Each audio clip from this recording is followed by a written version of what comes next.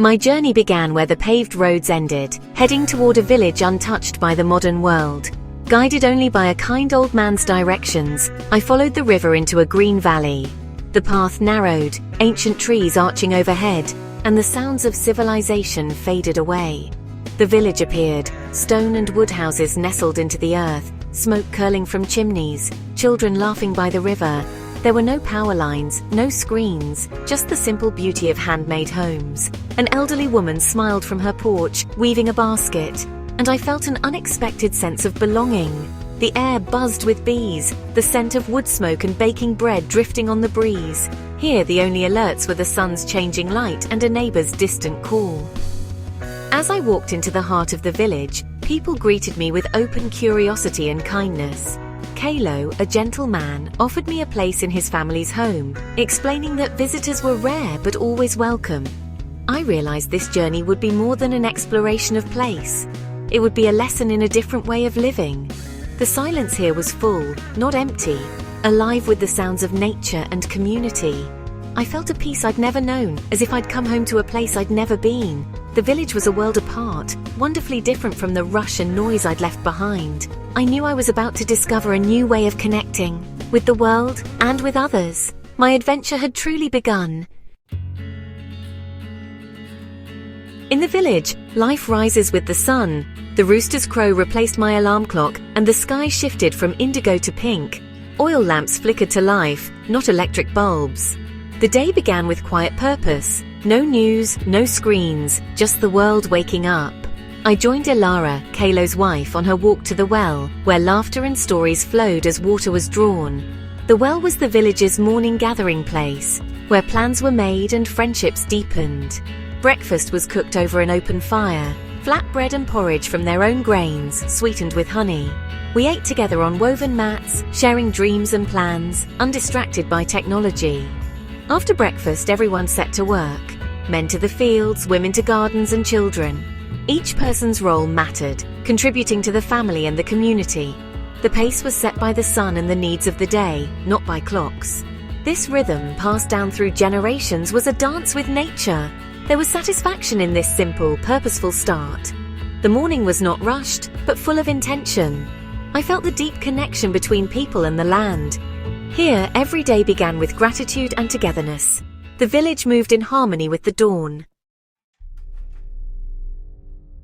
The home here is the center of life, work, learning and love all under one roof. Without electricity, every task is done by hand, each one a craft. I watched Ilara grind grain, spin wool and cook over the fire, her movements patient and skilled. Meals were made from scratch, using what the land provided. The fire was the heart of the home, where stories were shared and lessons passed down. Entertainment came from creativity, children inventing games, Ilara singing, Kalo carving toys. Family connection was everything. Without screens, people truly listened and saw each other. Evenings were spent together, enjoying each other's presence in the glow of the fire. The bond between family members was deep and unspoken, built on countless shared moments. Life was about creating, not consuming, and every day was woven with care. I witnessed a powerful, beautiful connection, one that shaped the very soul of the village. The home was alive with warmth and meaning.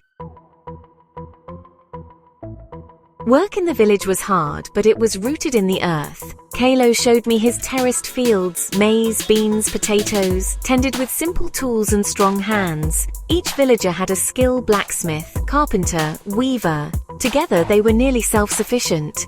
Their work was a contribution to the community, not just a job. Nature was a partner, not an obstacle. The villagers read the land, the weather, and the animals. Knowledge was passed down through stories, not books. The rhythm of work followed the seasons, busy at planting and harvest, restful in between. During quiet times, they mended, wove, and told stories. This ebb and flow felt more human than any modern schedule. Their lives were in harmony with nature, and their survival depended on this balance. Hard work here meant purpose, connection, and respect for the world around them. As the sun set, the village softened into gold and quiet. Work ended, and families gathered for the evening meal, the day's main event. Laughter and stories filled the houses. I was always welcomed at Kalo's table.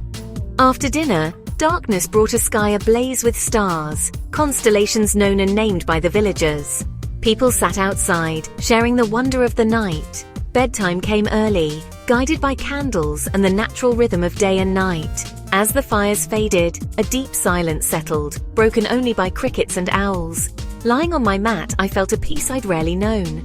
The night offered true rest, free from the glare and noise of modern life. Evenings here were about reflection, connection, and quiet joy. The village embraced the night as gently as it did the day. I learned to cherish these simple, restorative hours. In the darkness, I found a new kind of light. Community is the village's greatest strength. When a roof needed fixing, everyone pitched in. No payment, just mutual support. Celebrations were shared by all, with music, food, and dancing weaving families together. Elders gathered under the banyan tree, sharing wisdom and stories with the young. Intergenerational bonds were strong, creating a sense of belonging and security. People faced hardships together, dividing sorrows and multiplying joys. The village's wealth was measured in relationships, not possessions. Here, no one was alone. Everyone belonged to something greater. The spirit of cooperation shaped every day. This togetherness was the village's true treasure. It was a fabric woven from kindness, trust, and shared experience. Life here isn't always idyllic. Challenges are real and constant. Illness meant relying on the village healer, Lyra, and her knowledge of herbs. The nearest doctor was a day away, so care and patience were essential. Weather could threaten crops and homes, but the community faced storms together. Neighbors helped secure roofs, move animals, and share food. Disputes were settled by elders, aiming for harmony, not punishment.